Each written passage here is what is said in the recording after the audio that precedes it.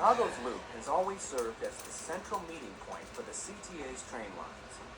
Whether you take an elevated or subway train into the Loop, you have direct access to Chicago's central business district, as well as transfer points allowing you to travel from line to line with ease.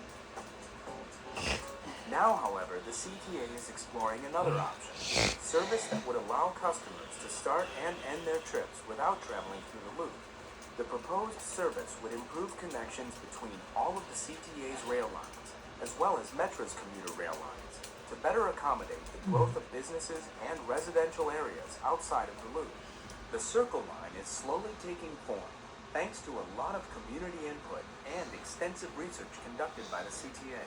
We're finding, based on our studies that we've done and visits we've made to other cities that we have a Circle Line concept, that it really is something that works very, very well to move people around, as well as just to build a very robust system that makes it very easy for people to get from point A to point B, and maybe even with a stop at C and D along the way. Of course, establishing a Circle Line, whether it's through new transit service or by expanding existing service, is a lengthy process, which begins years in advance of actually seeing those plans become reality.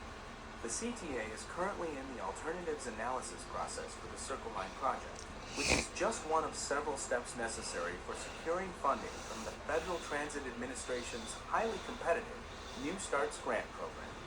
A key part of the alternatives analysis process is not just to identify all the different physical alternatives and alignments that this transit infrastructure might take, but also to estimate the ridership and the relative costs and other factors like that. The Circle Line's alternatives analysis study began by looking at a wide area, from Pershing Road on the south to Western Avenue on the west, to Fullerton on the north, and the lakefront on the east.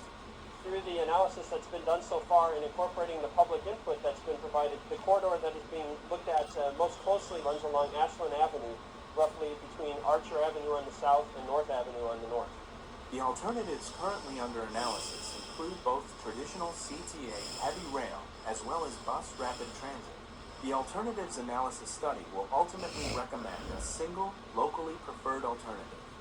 This recommendation will be based on careful analysis on what would best serve the region. This is a major capital undertaking. It'll be an enormous investment for our system. This project not only involves improving existing infrastructure, but also adding new infrastructure, new track, and new stations serving the city in ways that are not presently available.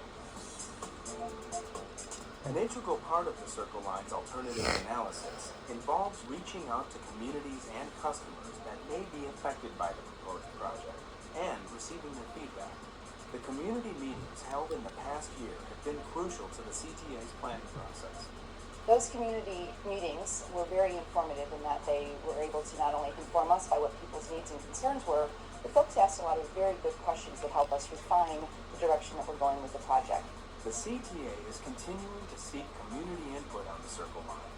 Those interested in providing feedback can email comments through the Circle Line webpage on the CTA website at www.transitchicago.com or call 312-681-2708.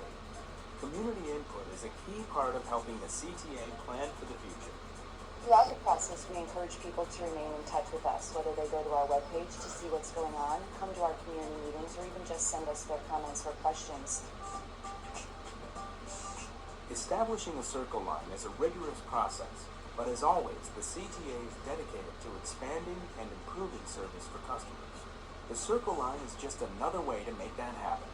The CTA will continue to obtain public input before recommending a preferred alternative and beginning detailed environmental studies and design work in the years ahead.